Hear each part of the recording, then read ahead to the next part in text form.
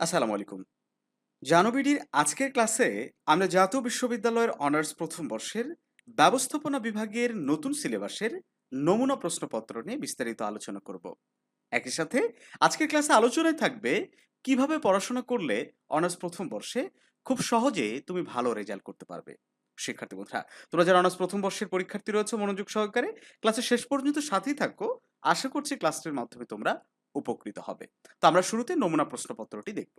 এটা অবশ্য জাতীয় বিশ্ববিদ্যালয় কর্তৃপক্ষ নিজের থেকেই প্রকাশ করে দিয়েছে যে এবার প্রশ্নের প্যাটার্নটা কিরকম হতে পারে। তোমরা জানো যে এবছর কোনো ক বিভাগ, খ বিভাগ, গ বিভাগ থাকবে না। জাস্ট ১২টা কোশ্চেন থাকবে। ১২টা কোশ্চেনের মধ্যে যেকোনো ৮টি প্রশ্নের উত্তর দিতে হবে। আর কোনো স্টুডেন্ট যদি এই ৮টি প্রশ্নের উত্তর করে তাহলে সে মার্কস পাবে ৮ গুণিতক ১০ অর্থাৎ ৮০ মার্ক। ওকে?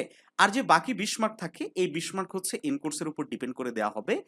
ইন কোর্স এবং উপস্থিতি যে মার্কসটা সেটা কিন্তু ইতোমধ্যে আ জাতীয় বিশ্ববিদ্যালয় কলেজ কর্তৃপক্ষগুলোকে আ এটা প্রেরণ করতে বলেছে। ওকে?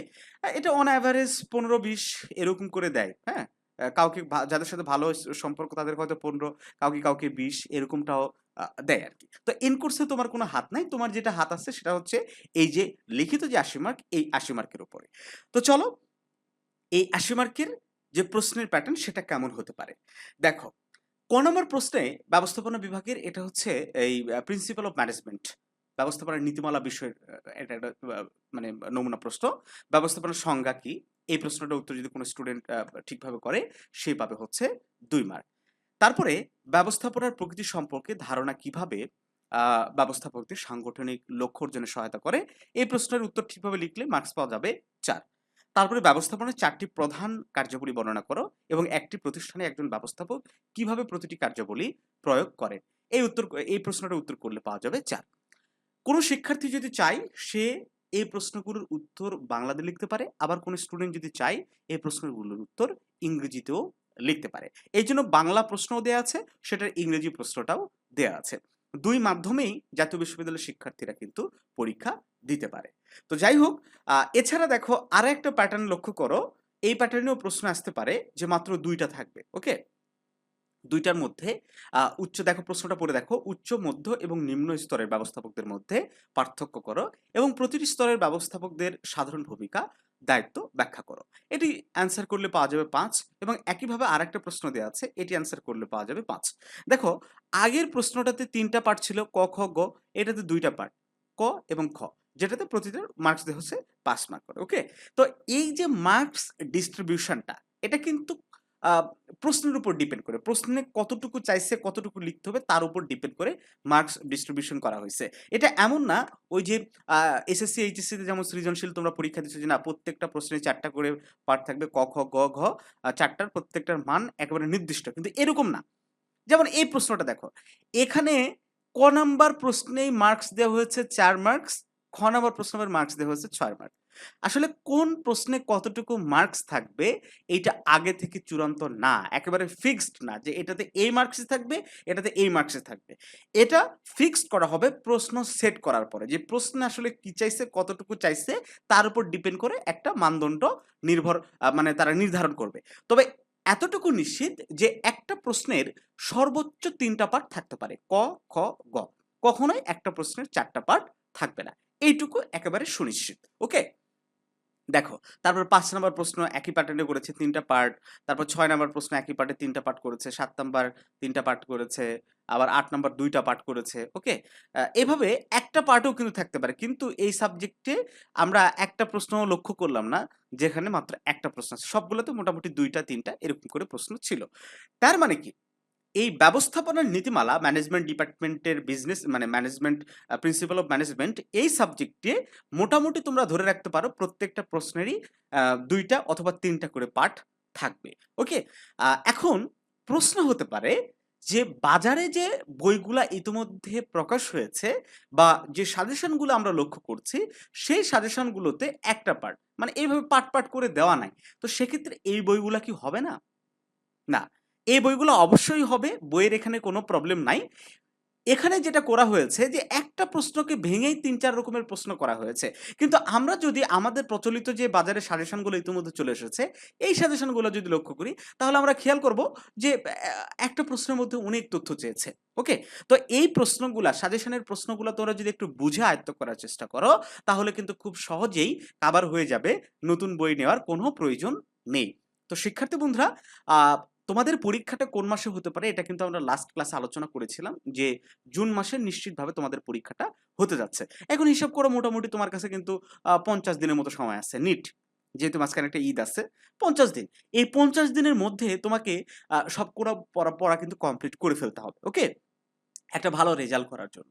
তো এইজন্য ইতোমধ্যে আমাদের দীর্ঘদিনের প্রচেষ্টায় জানোবিডি মোবাইল অ্যাপ্লিকেশন এনইউবিডি আ এটা কিন্তু আমরা প্লে স্টোরে দিয়ে দিছি। হয়তো আর ১৫ দিন পরে তোমরা পেয়ে যাবে।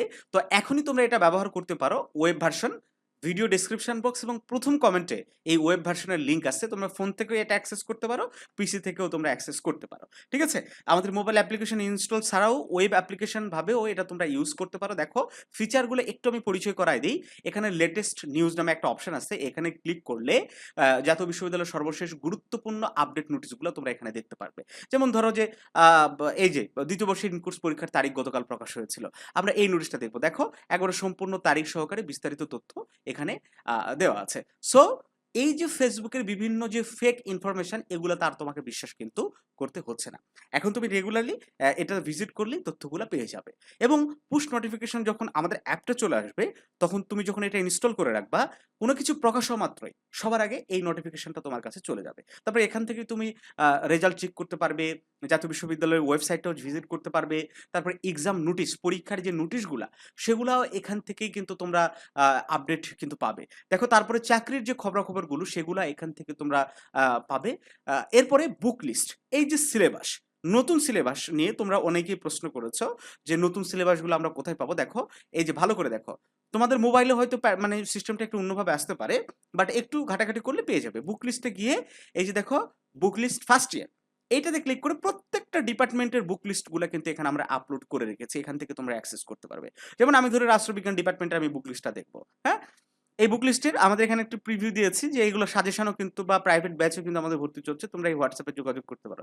এই যে ভিউ বুকে করলে খুব সিম্পলি এই পিডিএফ ফাইলটা ওপেন হয়ে যাবে। এই যে খুব সুন্দরভাবে এইটার মাধ্যমে কিন্তু তোমরা সবকিছু অ্যাক্সেস করতে পারবে।